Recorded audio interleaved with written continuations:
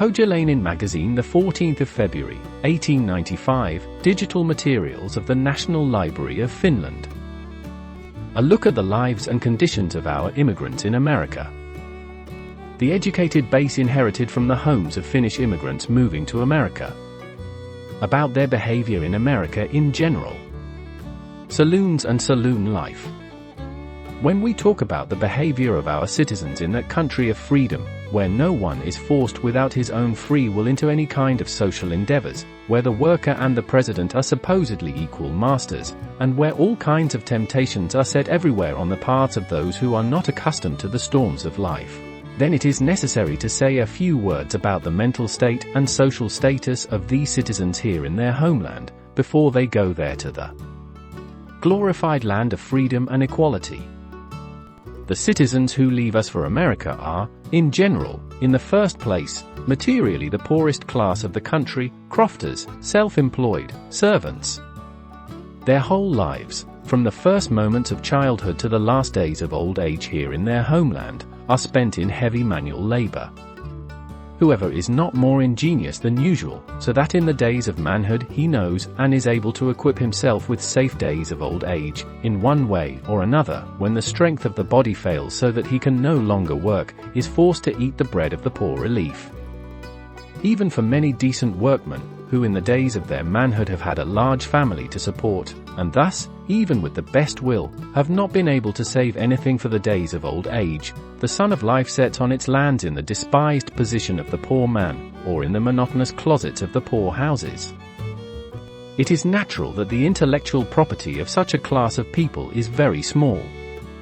Of course, they have all gone to confirmation school in general, but many have also passed it more by the grace of the priest than by their own merit, when they have been dizzy 2 or 3 times.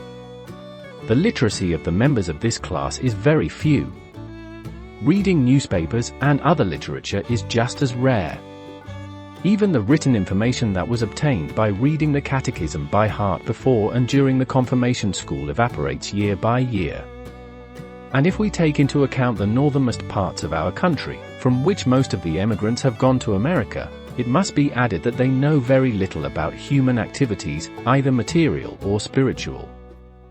Many Finns, from the poor frontiers of Lapland, who one fine day, after receiving a ticket from their friends, suddenly decides to go to America, have never seen a railway, or a telegraph or anything like that, still less do such citizens have an idea of the structure, laws, and public order of the society in which they live.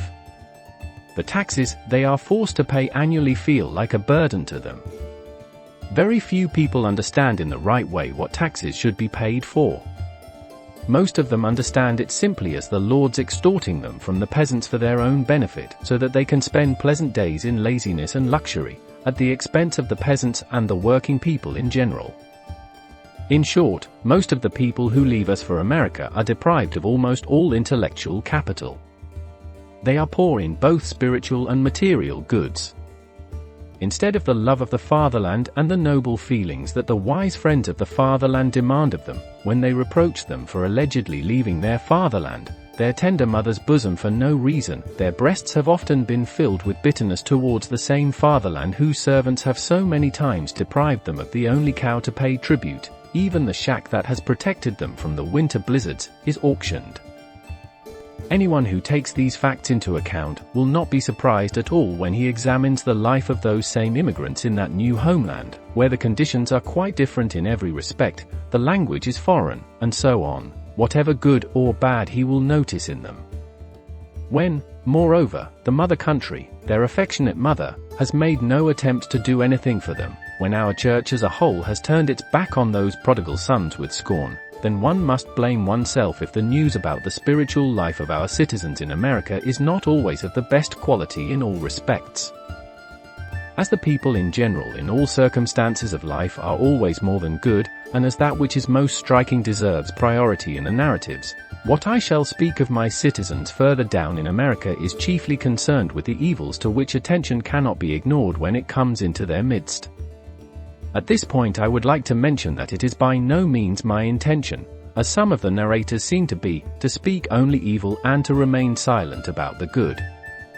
I will talk about the good sides, educational activities, and other things in the next article. So let us get down to business. When a Finn goes to America, he goes there in the sense that he will stay there for a certain period of time, save some capital, and then return to his homeland. Only persons who go to America to escape some punishment, conscription, or the like, or in some other thoughtless frivolity, make an exception to this general principle. That's why few Finnish ships think about starting their own permanent home in that country after arriving in America. He takes up work where he can get it, in the first place, as has already been mentioned, in a trench. Such jobs are invariably combined with city life. Wherever metal veins are found and work begins to be pushed into the ground, a city will eventually be formed next to the trench. The saloon, the climbers, the taverns, who in all places of business are more numerous than the other businessmen, are the first to begin their ruinous business even in these rising cities. Thus our citizens are exposed to the seduction of liquor from the very beginning. There are an enormous number of saloons in America, in all the states where they are permitted. And there are especially saloons in the localities and districts where immigrants live. Notwithstanding the provisions of the law, they are usually kept open day and night, holy days. The right to run a saloon is granted to anyone who can redeem a license for which the person concerned must pay 6 months' tax on his right to a saloon to the city treasury.